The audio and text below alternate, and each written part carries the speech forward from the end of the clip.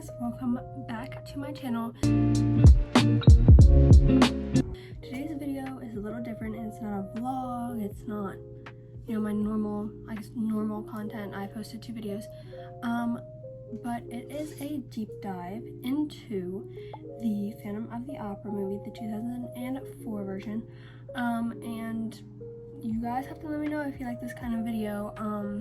I have a feeling it's going to be very long, but if there's something that I love, it is book review, film review, TV show reviews, like deep dives. Love that. So yeah, without giving you an entire full lore video, deep dive into the entire, like, whatever, this is just going to be a beat by beat of the movie, characters, plot, and I'm going to go into history just a little bit. If you know me, you know I love Phantom of the Opera. Gavin got me these Phantom of the Opera socks for Christmas. I love them. You know. I have been obsessed with Phantom of the Opera since I was 5 years old. Picture this, okay? 5-year-old me coming back from church soccer camp, and I get in the car and I'm with my grandfather, and he puts on this CD, and I'm like, what is that melody? And it is Phantom of the Opera, and he goes on and he tells me this whole story about this phantom in an opera house and the soprano, and just, oh my gosh, he's a wonderful storyteller. I said, I need this. He said, there's a movie. I said, we're watching it. We watch it. It became a staple. I watched it so many times, literally cannot count, lost count. And then I ended up seeing it, the Broadway production. We went backstage because my grandfather knew a guy, and I got some really cool pictures. I got a whole poster with the cast signed names on it. I love Phantom of the Opera. I love it. Favorite movie, hands down. So just to get into the Phantom of the Opera a little bit, just brief history. Again, not doing a full deep dive because that would be forever. So it starts off, it was a book written, and the book was based off of this particular Paris opera house that was built over like sewers, kind of like catacomb area, just tunnels underneath of it.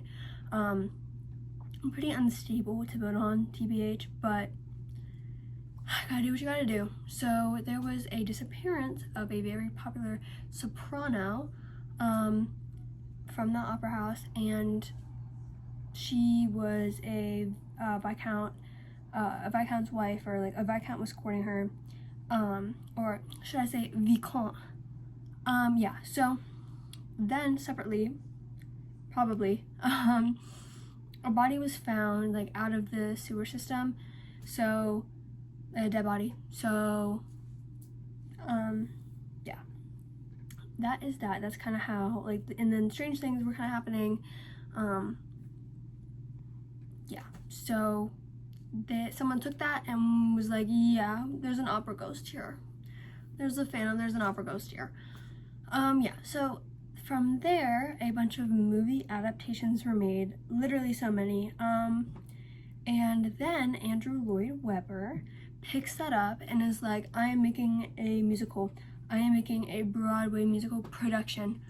And he does so successfully that a movie adaptation is made off of his play, and that is what we're talking about today. We are not going to talk about the sequel musical right now. If you guys like this video, I will do a whole deep dive on the sequel because it is literally insane. And side note, most people don't consider it canon because not only it's not well known, it's crazy, like it's actually insane. So you let me know if you want that. Yeah. Also, on a side note, if you hear a door creaking or like weird noises, my cats all around me. My one cat is down there playing with her tail at this very moment. So if you hear like smacking on the ground, that's what she's doing. So without any further ado, let us get into it. I'm gonna be inserting pictures, I think, just to make it easier for you guys to visualize. If you were listening to this, then you should be fine. But yeah, so the movie and the musical, by the way, are not like exactly the same. Andrew Lloyd Webber had say in some of the movie decisions, so yeah, that is that. So we are in Act 1. There's 2 acts, but we're in Act 1, and we open up in Paris, France, at said opera house in 1919. Now, this movie goes back and forth. We're jumping back and forth from present timeline and back timeline, and honestly, I don't know why they do it so consistently in the movie, because it really holds no value except to like move from scene to scene. The initial flash forward is, however, important because it is the main event, basically, of the musical. Very, very well-known event that we will talk about in a second. But, so, opens up Paris, France, 1919, and we are at the opera house, but it is in black and white, and there is an auction going on. And we see this old man, and we see this older lady in this auction house, and the auctioneer is auctioning off a poster for the opera Hannibal, as well as some other props, such as a musical box that is in the shape of a monkey. And when it plays a little tune, and this guy who's there, who we will know as Raoul, he is going back and forth with this other woman who we learn is Madame Giry. Not Madame Giry, but Meg Giry. So this is, you'll get in a second. So they're going back and forth, bidding, and finally, the old man, Raoul, wins, and he's looking at it, and he's thinking in his head, every detail exactly as she said. Will you still play when all the rest of us are dead? Okay, Mr. Mysterious, okay. Very cryptic, very strange. As he's thinking this, lot 666 is called, and it is a chandelier, and the auctioneer is explaining how it has been restored, and he alludes to the Phantom of the Opera as well as the mystery and a disaster that happened. So this restored chandelier is under wraps, and he goes, gentlemen, and they lift it up and reveal the chandelier. The chandelier is going up, the overture is playing, you know, the bum bum bum bum bum bum, that is playing, and it is crazy to see live, crazy to even see in the movies. As it's lifting in the movie, all the seats around the dust is clearing, the webs are clearing. I don't know if I mentioned this before, all the flash forwards are in black and white, and all the flashbacks are in color. Everything is gaining color. It's beautiful. So, everything is kind of getting restored. We then get a time card to Paris, France, in the 1870s, where everything is in its prime. And so we see these 2 guys, Andre and Firmin, and they are the new managers of this opera house. They're being shown around and inside the opera house. There's a lot of preparation going on. We are seeing a rehearsal happening, so we are seeing dancers preparing, we're seeing a lot of props, a lot of movement. We're getting like a view of the back of the opera house. Like the ballet dancers are powdering their shoes, candles are being lit, costumes are being prepared. Yeah, so this is where we first meet Christine. We see her with Meg, just prepping because they're dancers, and then we see a young Raoul, who's the guy in the beginning, riding into the opera house in a horse-drawn carriage.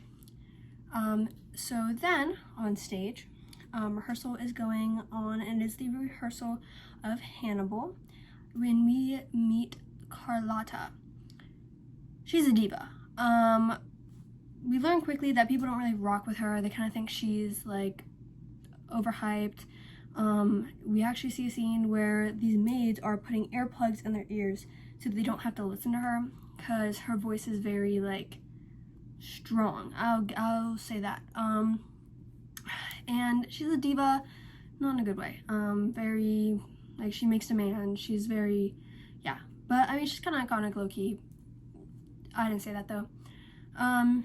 So the rehearsal is stopped, and an announcement is being made that management is shifting from the current owner to these two guys, Andre and Firmin. And so the current owner is retiring, and then they introduce the Vicomte de Chagny, which is Raoul's name. His name is Raoul, is the Vicomte de Chagny.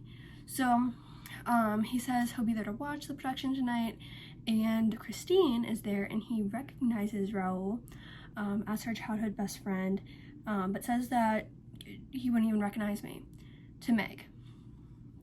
So the managers are still being shown around, and the production kind of continues with a ballet number, and the new managers are seeing Meg dance, and they're seeing Christine dance, and they pick out Meg, and Madame Giry is there. So Madame Giry is Meg's mother, and Madame Giry also took in Christine, which we'll learn literally in 2 seconds when I tell you.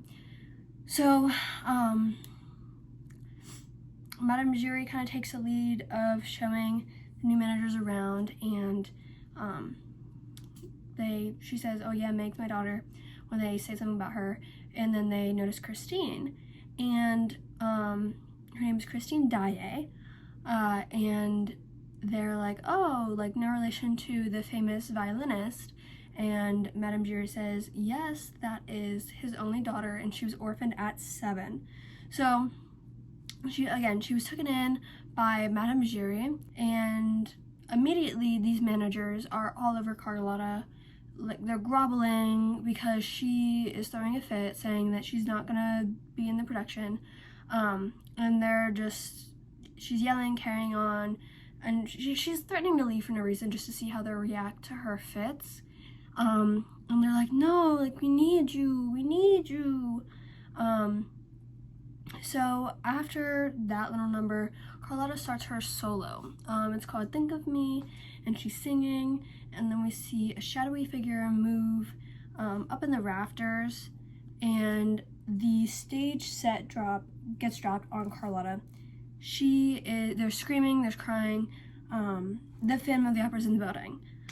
So then we also see a little letter drop, and it's picked up by Madame Giry, and it's from the Phantom of the Opera, and it is welcoming his new managers to his opera house, and it makes demands, such as a reminder to leave box 5 empty for him, which is just a seat that is like good, like close to the stage, and also telling the new managers that he has a salary that he needs to be paid.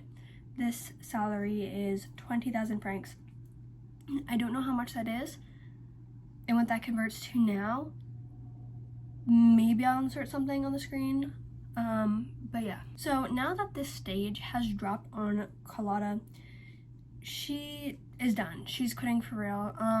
She has been experiencing this stuff for 3 years, and now she leaves, and everyone's like, oh, we have to cancel the show because she's the lead. Like, we have no understudy. She's literally the main attraction. So instead of canceling the show, Madame Giry says Christine Daae can sing it, and they're like, what? Like, the dancer girl? Like, what? And Madame Giry's like, no, she has a really good teacher, trust me. Everyone's like, who's your teacher, girl? And she's like, I don't know his name. Okay. But they give her a chance, let her sing for them, and then we have a wonderful transition into Christine on stage singing Think of Me to a full audience. Everyone is enamored. She has the voice of an angel. And then the camera pans down through a vent, through stone bricks, into the Phantom as he is listening to Christine. He has his head up, like he's listening to her. It's great, okay? So Raoul is also there, and he's in box 5. Box 5. The box that needs to be left empty? Yeah. He's watching Christine, and he's like, Can it be? Can it be Christine? Bravo. And then he leaves halfway through her act. I don't get that. But then he starts singing about, like, how they used to know each other. Cool. After the production, Carlotta is waiting outside in a car, kind of just get intel on how everyone reacted without her there. She gets the news that Christine was really good and she faints. Yeah. So then post-show, backstage, there's celebration everywhere. Everyone is having a great time. And Meg is trying to find Christine because she can't find her. She goes down into the church area, which is underneath the opera house. It's a place where you light candles for your loved ones. Christine is there and she hears the Phantom telling her bravo. And this is and calling her name. And this is as Meg is coming down, calling her name. Meg's like, where have you been, girl? Like, who's your teacher? You were wonderful. And Christine is like, oh, like when she would go light a candle for her father, she would hear this angel, this voice of an angel, the angel of music from above. She would also hear him when she was in her bed, and she would see and hear him in her dreams. Yeah, so he's the one who taught her how to sing, and her father, before he died, said that he would send an angel to protect her, the angel of music. And Meg's like, oh, you think this is the spirit of your father? And Christine's like, it's the angel of music. Like, yeah. So then she starts singing to the angel of music, and she's like singing to him, and Meg's like, hey, like, you're kind of scaring me, like, you're telling stories, you're talking in riddles, your hands are cold, like, you're scaring me, babes. And Christine is ignoring her as she continues to sing to him. So then Christine goes into her dressing room and she has crowds of fans waiting for her, giving her gifts, etc., etc. She's escorted into the room by Madame Giry, and Madame Giry's like, no, go away. She needs her own time. And then Madame Giry also gives her a rose with a black ribbon on it. This is important. Rose with black ribbon. Important. I'll say it again. Rose with black ribbon. And she says, he's impressed with you and he's proud of you. So then we see Raul walking up to the room, and the managers are there, and they're like, oh, we can introduce her to you. And he's like, no, I want to make this one alone, and takes like flowers from one of them and goes into the room. And they're like, oh, like, do they know each other, I guess? Whatever. So then he goes on this thing. He's like, calls her Little Lottie, which is, I guess, a nickname that they had, or he had for her in their childhood. And they start to reminisce about their childhood, like what they would do, whatever. And Christine starts talking about the angel music. And Raul is very dismissive of this. He says that they are going to go to supper now. And Christine's like, no, Raul, like, the angel music is strict. I can't go. I don't want to go. And Raul's like, no, dismisses her again. Says they won't be out late. And again, Christine says no, but Raul isn't listening, and he leaves to prep his carriage. He leaves, and we see a gloved hand locking the door to the dressing room from the outside, and Madame Giry is watching this in a doorway.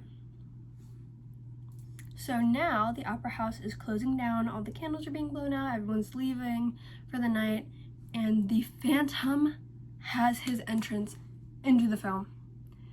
If you came here for an objective opinion, if you came here and you're a Raul and Christine lover, newsflash for you, I'm not the girl you want to be talking to, because I have so many reasons why I dislike that man.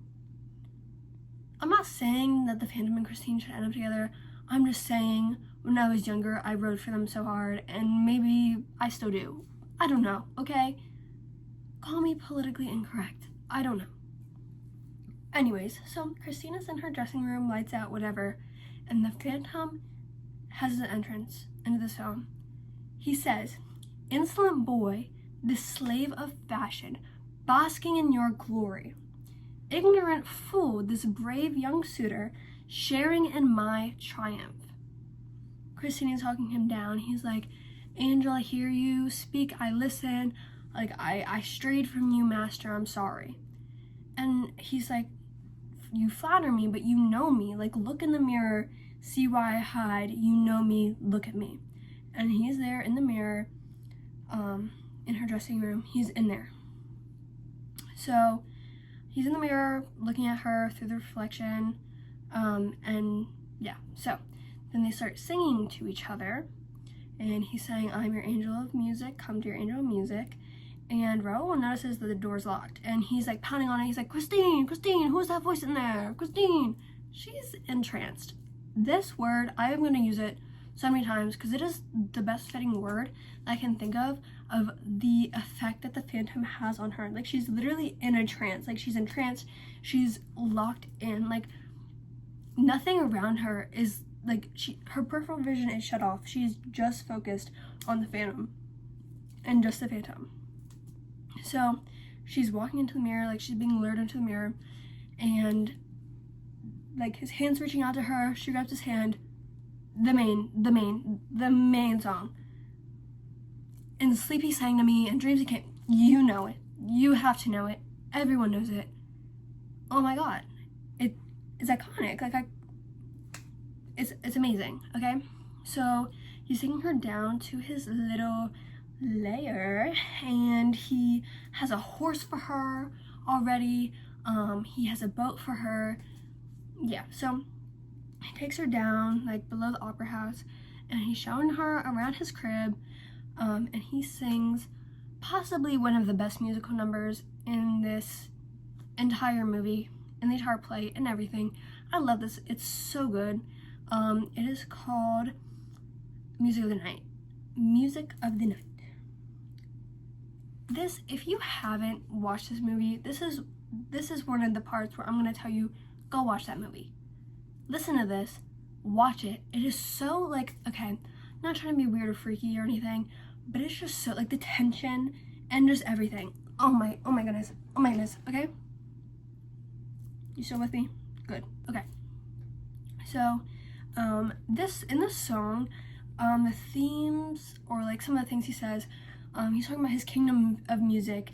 He's talking about how darkness will incite her imagination, saying, surrender to your darkest dreams, start a new life, live like you've never lived before, let your spirit soar, open your mind, follow your soul. And he's like, touch me, trust me. He's he's like touching her corset, and like has her hand touching his face, like, touch me, trust me. My girl, she's still entranced by this man. I get it. No, I get it. I feel you, girl.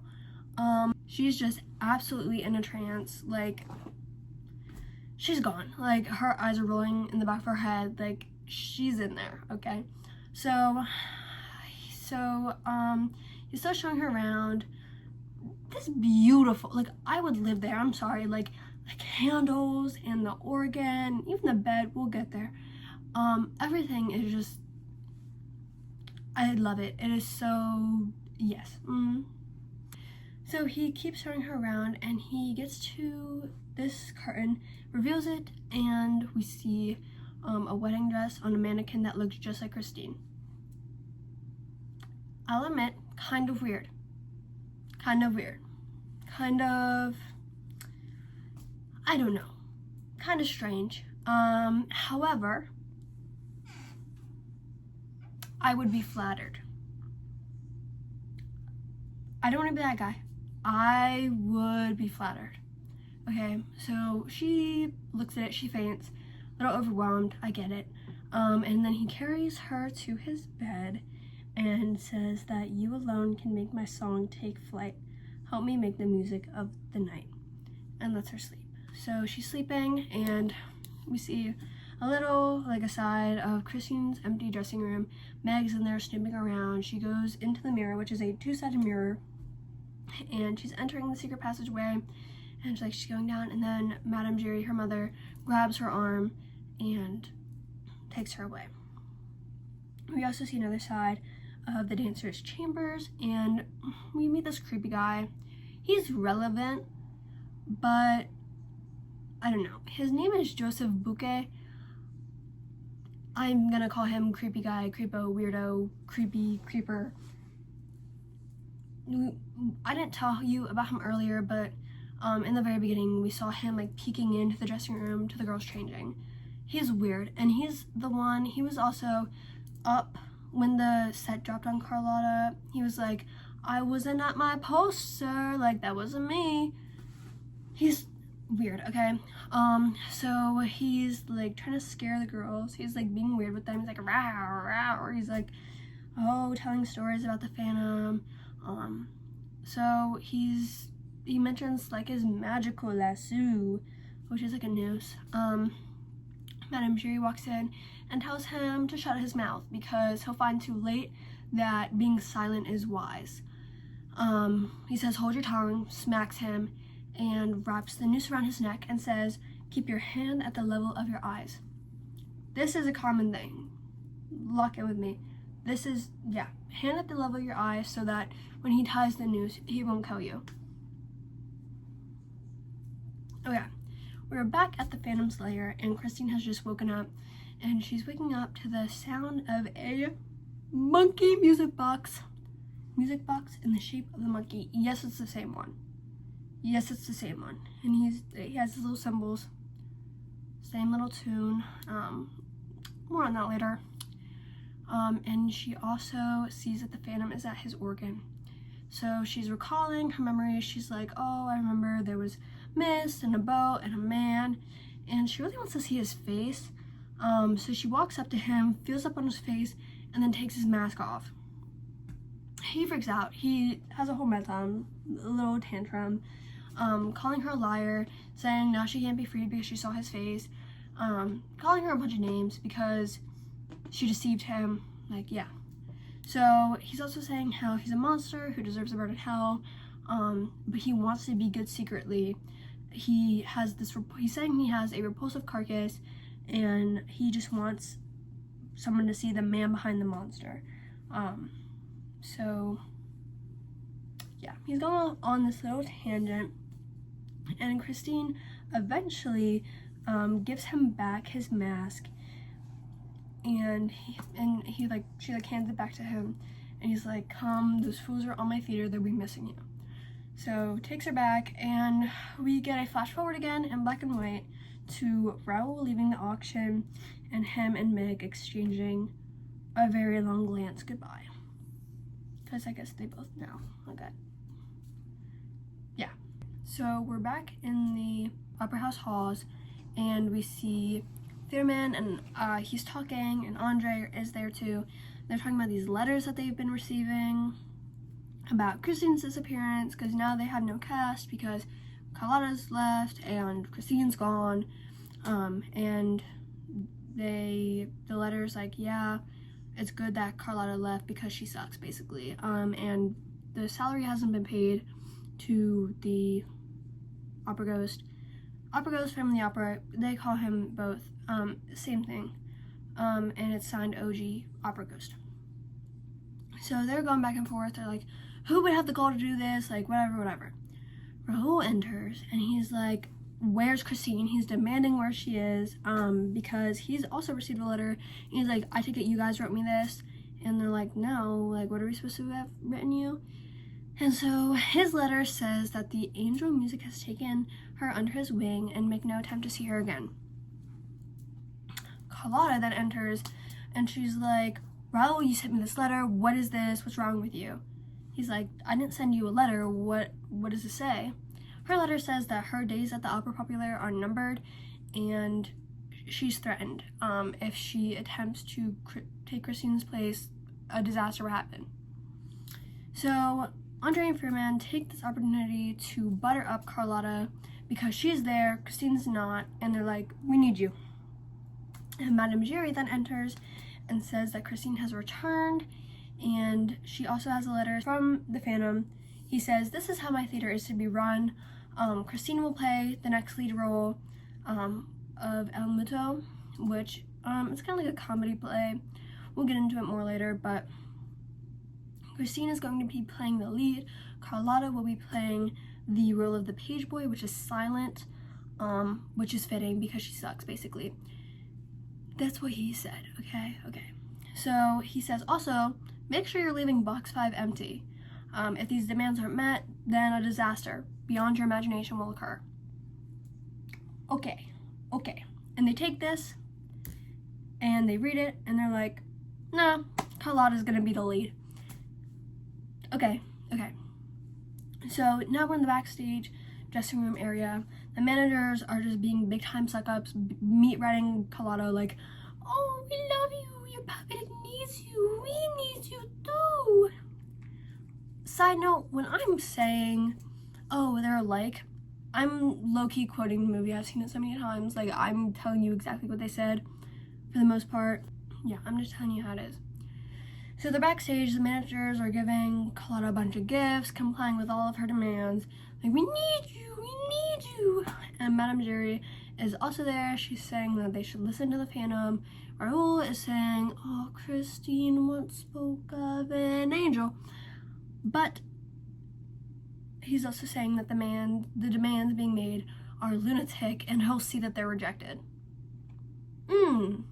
Interesting choice. Disaster beyond your imagination, listening to the Phantom. I don't think that the demands are that lunatic.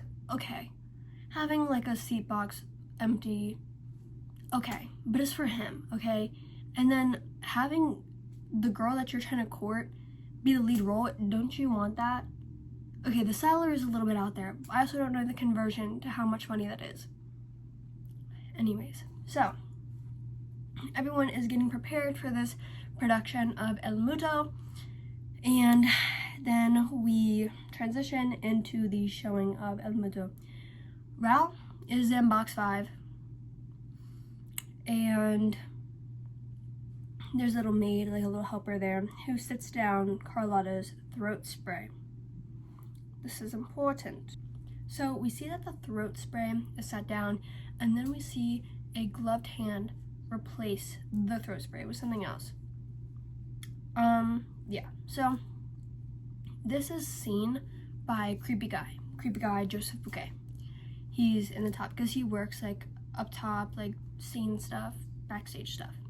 So he sees this happening, and the curtain opens to this little comedy opera.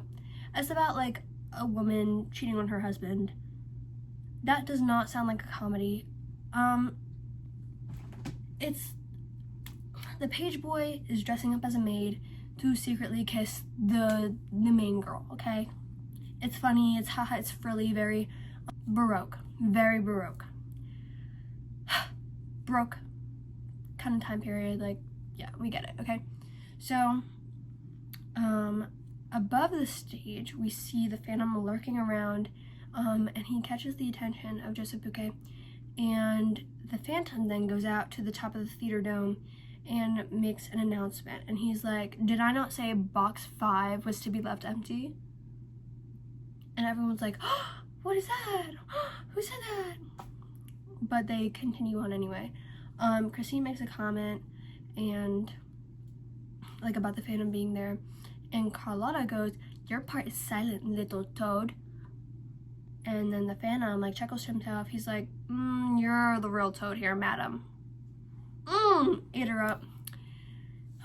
So then Carlotta gets her spray in her mouth. She's like, ga, ga, ga, ga, ga. Sorry, I'm done quoting. No, I'm not. She like, gets her throat spray, and we're resuming. She starts singing, and as she's singing, she starts to croak. Like, that is the noise she's making. She tries again, same thing, croaking. She keeps croaking. The crowd's laughing. They find it hysterical, and everyone's freaking out. The managers then come on the stage and announce that the play will resume with Christine Zaye as the role of the Countess.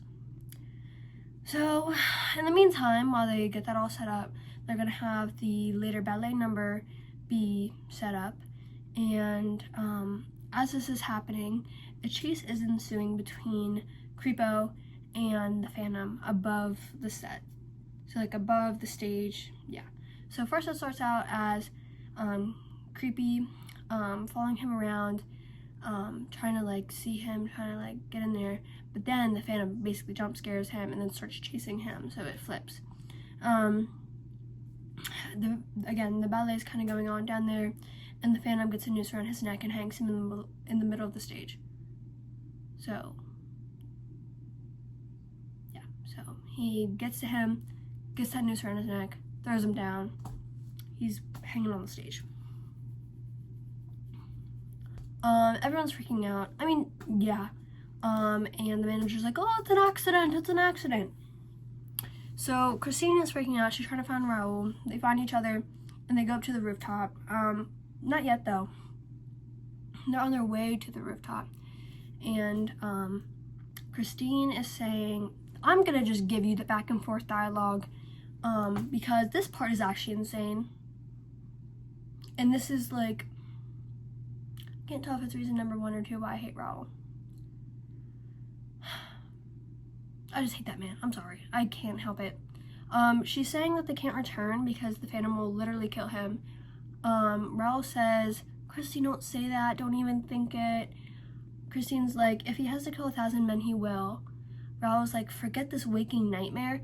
Mind you, while this dialogue is happening, like they're singing it, but Raul was cutting her off. So Christine's like, if he has to kill 1,000 men, and while she's like, has to kill, he goes, forget this waking nightmare. Like, he's cutting her off actively, literally back at, like, the entire time. She's like, the Phantom of the Opera will kill. Raul says, this Phantom is a fable. Believe me, there is no Phantom of the Opera.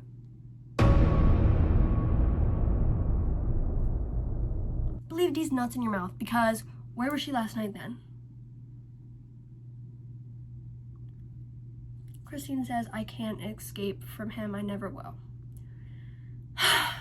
Raul's like, who's this voice you hear? This man infuriates me so much. I can't. Mask slipping. And they both go, well, Christine's like, the Phantom of the Opera is here inside my mind. And Raul is like, the Phantom of the Opera is there inside your mind. So they finally get up to the rooftop, and they're walking out on the roof. Raul says, there is no Phantom of the Opera. And Christine says, Raul, I've been there, to this world of unending night, to the world where daylight dissolves into darkness. Raul, I've seen him. Can I forget that sight? Can I ever escape from that face so distorted and deformed, it was hardly a face in the darkness. Mind you, as she's saying all this, we pan to a little statue on the roof, and the Phantom of the Opera is there. He's creeping on them. He's eavesdropping. He's behind that statue. Also, Christine has this rose, the rose that the Phantom gave her, red rose, black ribbon, in her hand, and she's holding it while she's saying all this. And then she says, but his voice filled my spirit with a strange, sweet sound. In that night, there was music in my mind, and through music, my soul began to soar, and I heard as I never heard before. And as she's singing, as I heard as I never heard before, she's crying. And as she's saying that, Raul says, what you heard was a dream and nothing more. She was physically missing, to the point where you demanded where she was. Do you think the notes are just coming from nowhere? Oh my god. Anyways, Christine keeps going, and she's like, yet in his eyes was all the sadness of the world, those pleading eyes that both threaten and adore. Beautiful. Poetry, beautiful. So then we pan out again. We see the Phantom listening behind the statue. Raul's calling out to her, and the Phantom also calls out to her faintly. And then they begin my least favorite song, sorry. All I Ask of You. So this song opens with Raul saying, no more talk of darkness.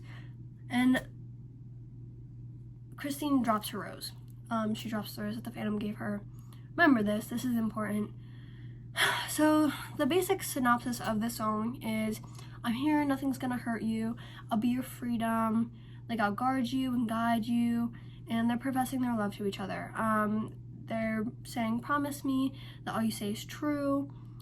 Christine is alluding to like him being her light, him being her summertime, because she wants no more darkness, she wants no more night. Raul's like, you're safe, like your fears are all behind you. And they start saying like, share with me one love, one lifetime. Just professing their love to each other. Okay.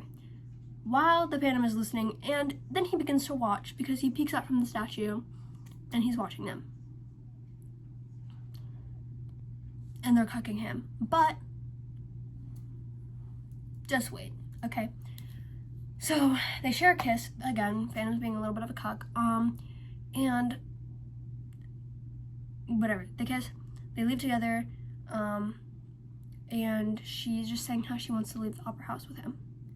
So the Phantom then comes out and he picks up the rose and he's crying, and he says, I gave you my music, made your song take flight, and now how you repay me, deny me, and betray me. And then he says that Raul was bound to love her when he heard you sing, Christine. Again, he's crying. He's crying at this point. Very heartbreaking. And as he's crying, he hears, not funny, he hears the echo of Christine and Raul singing to each other. And this makes him angry. And he takes the rose and he crushes it onto the snowy ground. And he goes to the edge of the roof and he goes, you were cursed the day you did not do all that the Phantom asked of you. Yeah, he's angry. Yeah, he's a little pissed off. Is it a valid crash out? Is it a reasonable crash out? I don't know. But we're still here, okay? We get another flash forward, and it's Raul in his car looking at a couple together. He sees jewelry, and then it reminds him of kissing Christine on the rooftop. Serves very little purpose, but that's just my opinion. Now we are in Act 2. Okay, so we open into Act 2, and we're at a masquerade ball. So the managers are throwing this masquerade to celebrate the new year, to celebrate the success of the opera house, and to celebrate the fact that they haven't heard anything from the Phantom in 3 months. Now, they haven't heard from him, but he's been plotting. Oh my god, plotting. They don't know that yet, but I don't know, maybe we'll find out soon. Anyway, so they are partying it up in there, dancing, carrying on, the whole lot. We see Christine and Raul and find out they got engaged, but it's a secret engagement. So Christine is wearing the engagement ring around her neck, and Raul is asking, why do we have to keep it a secret? It's an engagement, it's not a crime, like what are you afraid of? And Christine's like, let's not argue. Like, she's just happy to be engaged to him. And she's like, I'm your future bride, like, just, you'll understand in time. Because again, he's dismissing her, so whatever. But everyone is dancing, drinking, partying all around, and while they're doing this, the lights shut off, and the Phantom is there, makes his grand entrance. When I said, like, oh, he, like, makes his introduction to the movie, that was one thing, like, that was pretty fire. This is insane. He has his mask, he's dressed in all red. Oh my gosh. Red skeleton mask, okay? Red suit. There's so much illusion there. Oh my gosh, like, I can't even go into it because this is not a deep dive. This is just like a plot recap and a character recap.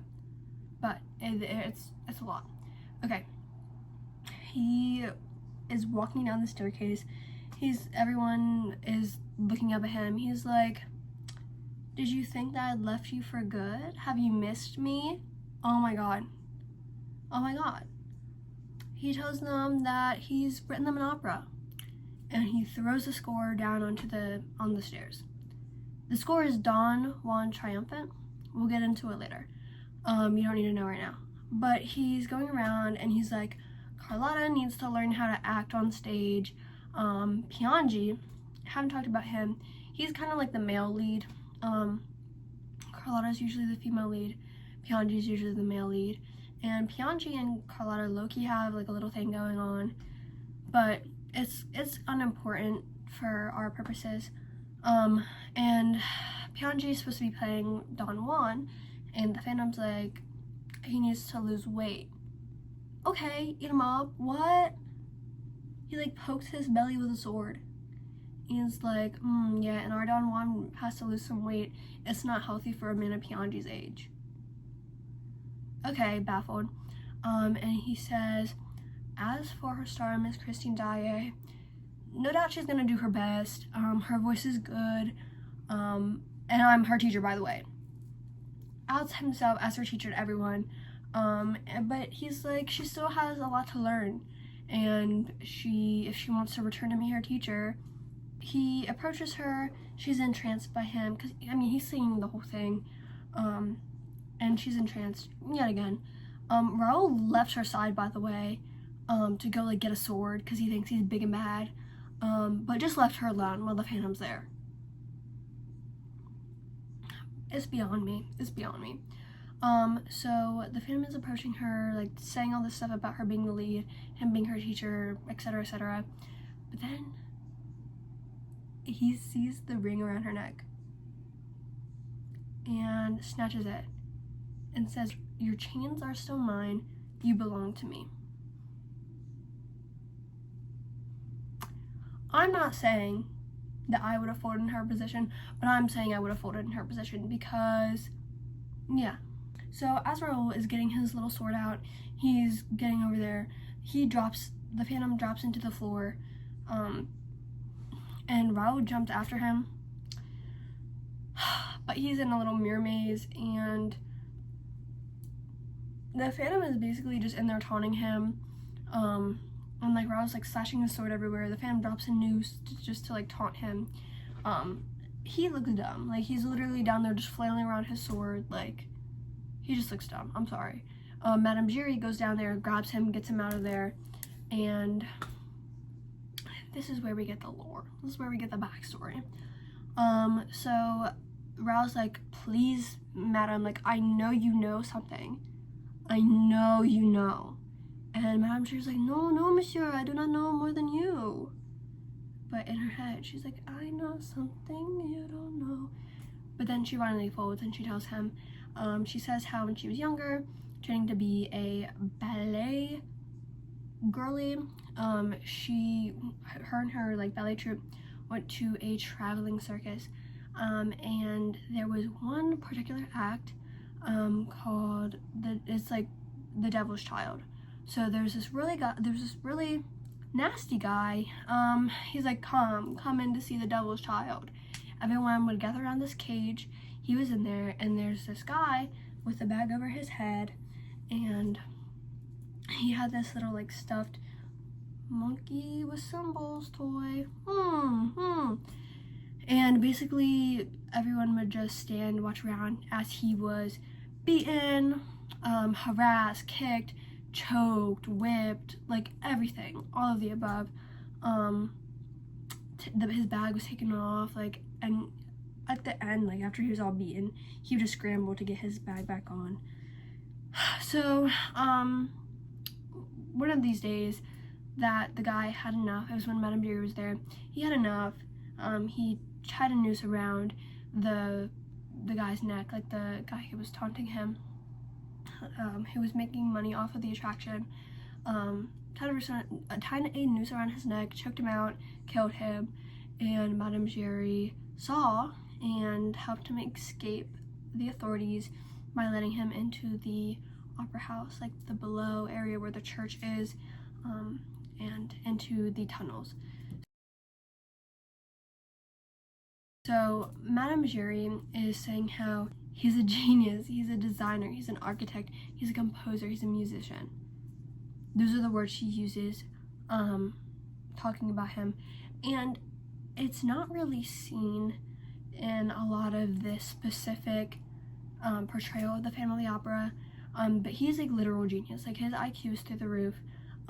He is meant to be like insanely intelligent.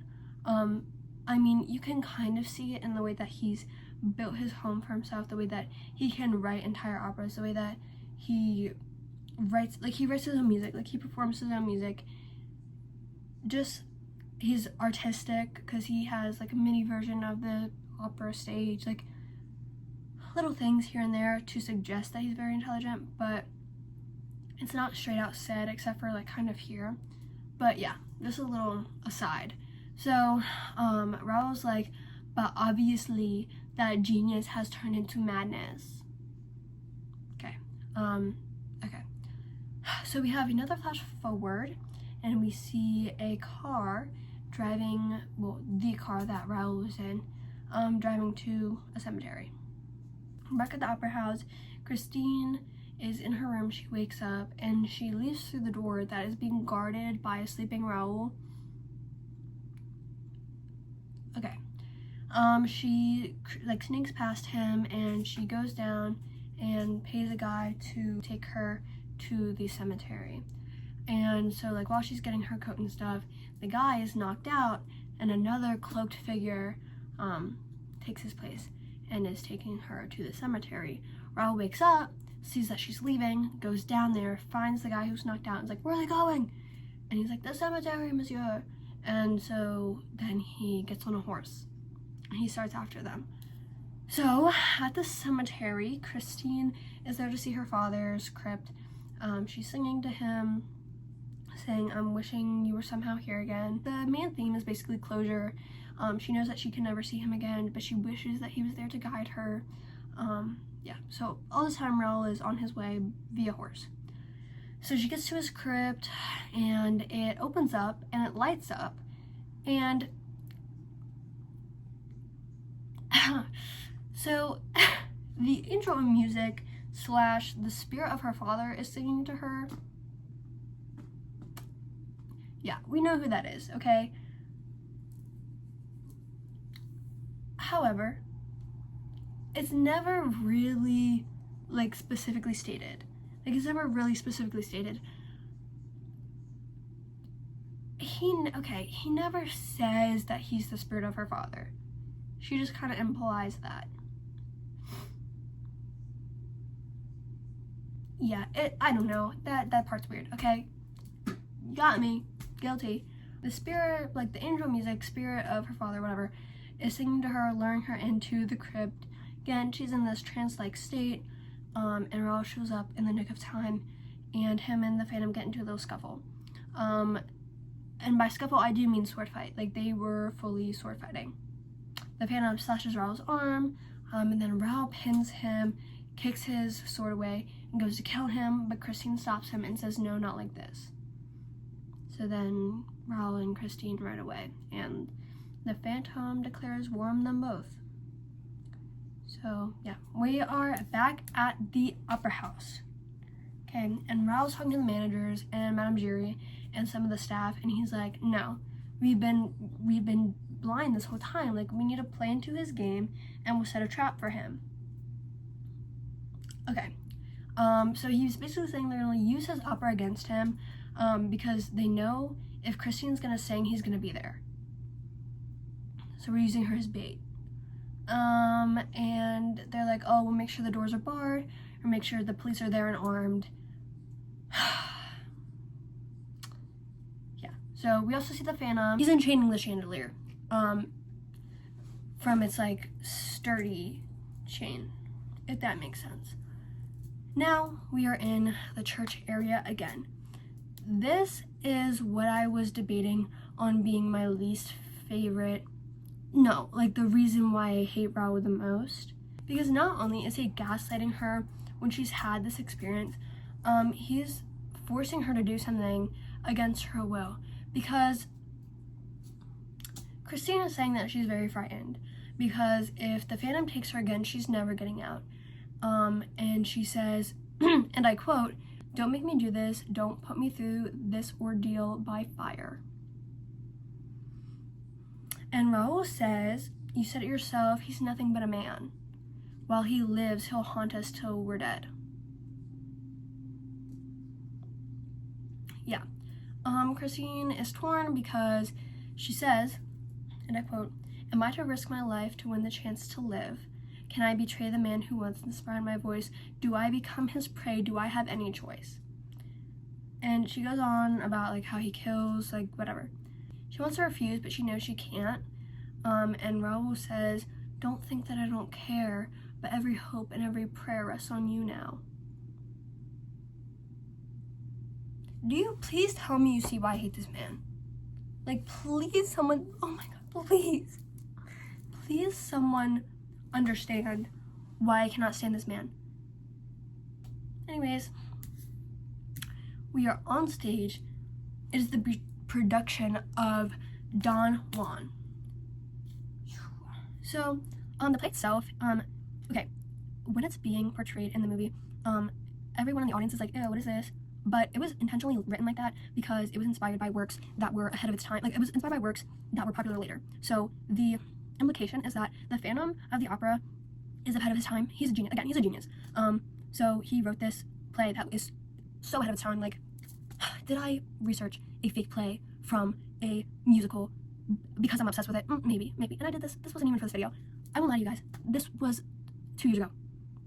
In my sophomore English class, I did this one day. We see the Phantom dressed up as Don Juan, and we also see him in his lair lighting his fake stage on fire. I wonder. Says, "Let the opera begin," and he lights it on fire. Okay? So, the play begins.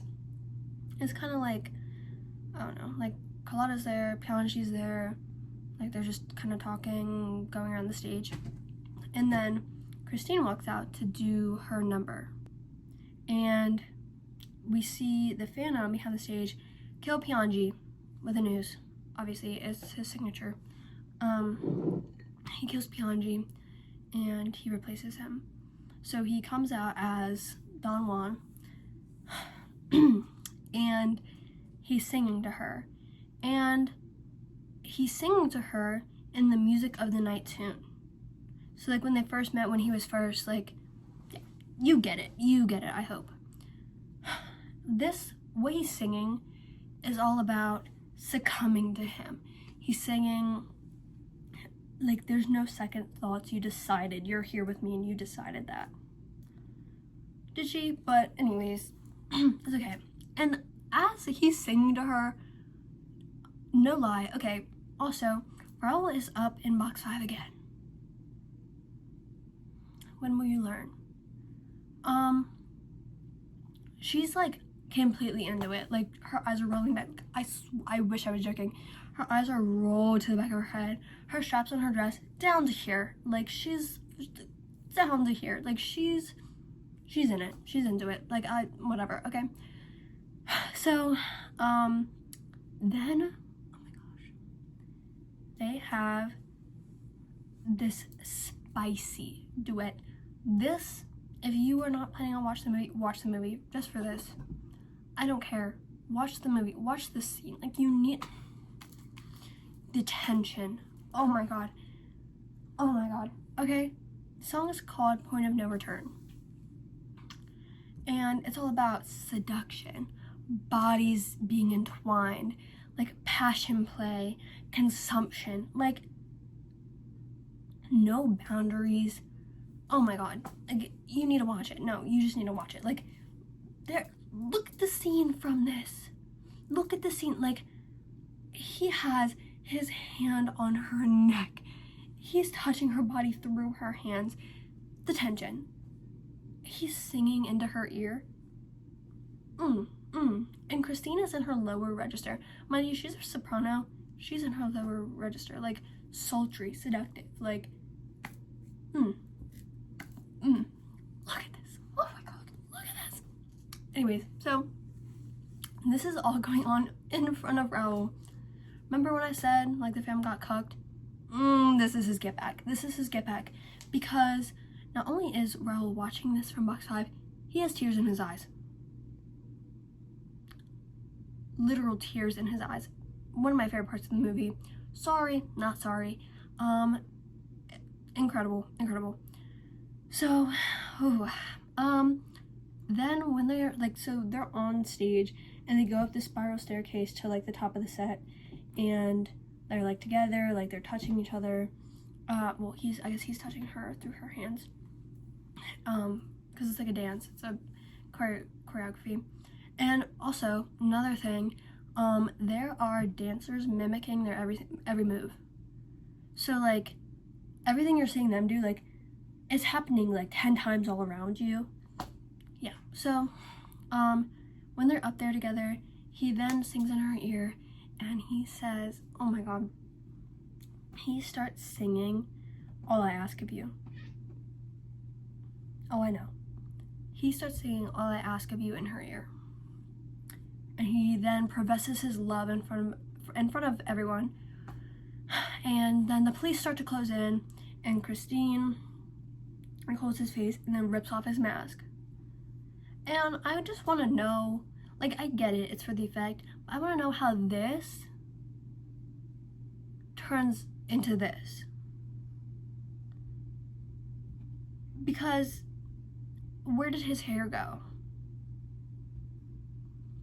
Where did, I don't know. So the Phantom obviously noticed that the police were closing in on him, takes Christine, cuts like a wire, and they fall down into like a trapdoor. The rope that he cut was holding up the chandelier, like the big chandelier. So it's breaking through the roof, like it's like, okay, and it's crashing into the seats, it's crashing into the audience, everything is catching fire, as him and Christine are falling down into the trapdoor. And so Madame Giry is guiding Raoul down to like an entrance to where the Phantom is, and she keeps telling him, keep your hand at the level of your eye so that the Phantom can't get him. Meg wants to come, but Madame Giry says, no, Meg, you stay here. And she stops everyone, like the crowd, from pursuing the Phantom. The Phantom is dragging Christine down to his lair, insinuating that it's hell, like, yeah, dragging her into hell. So Christine is gets dressed into the wedding dress he had for her.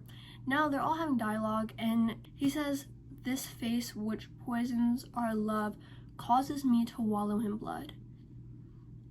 Like, I am denied the joy of the flesh because of this.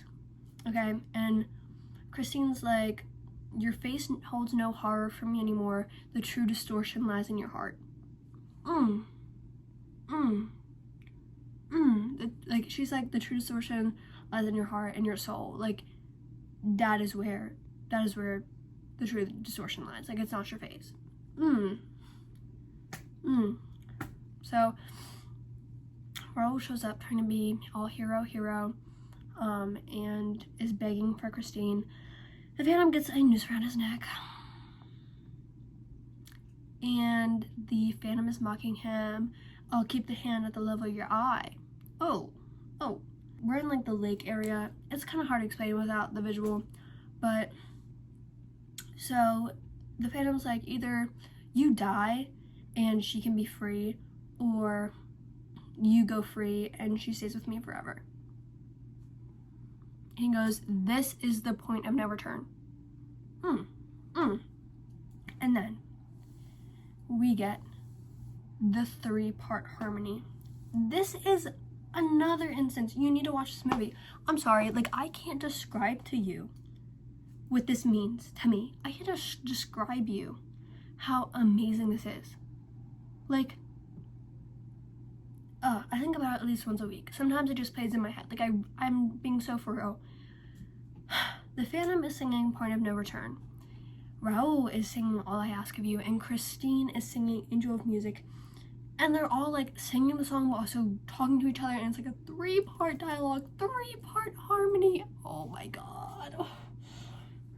I love the Phantom of the Opera.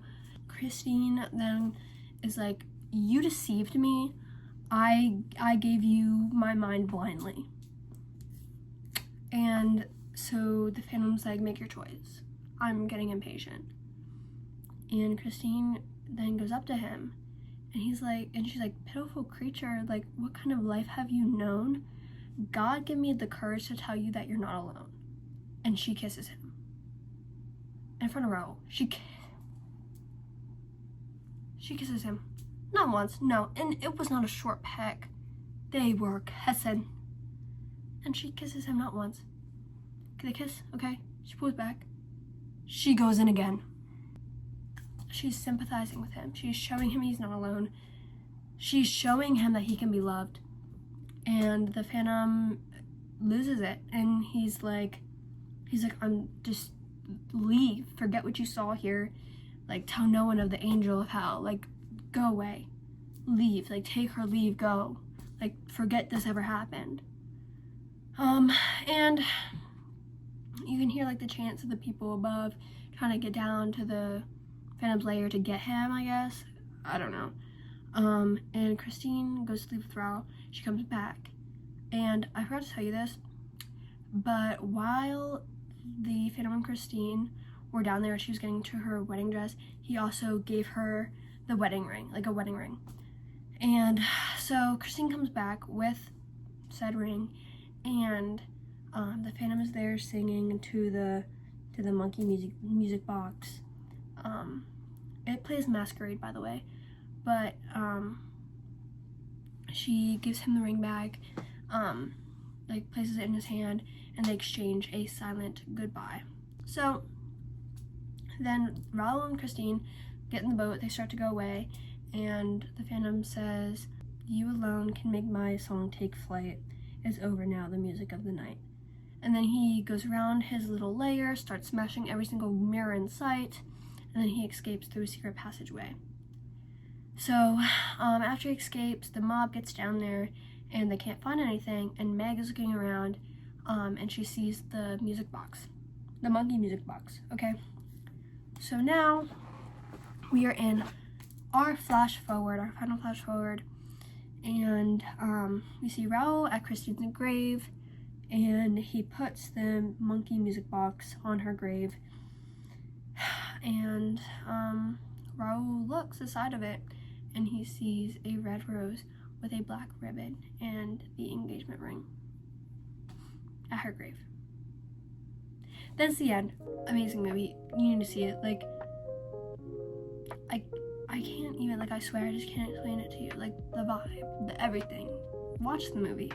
You need to watch the movie. Like, it's a need. It's a must watch. If you don't like musicals, I get it, okay? But, like, you gotta get past it. You really do, because once you get past it, yeah. So, I hope you enjoy this video. I hope it wasn't too long. I'm thinking maybe around the hour mark. If you want to know about the sequel, let me know. The sequel is called Love Never Dies, and it picks up, I think 20 years after what happened in the first play. Yeah, so you let me know if you want that. And if you like this kind of video, let me know as well, because I love talking about what I'm passionate about. I love yapping. It's therapy, yapping to a camera.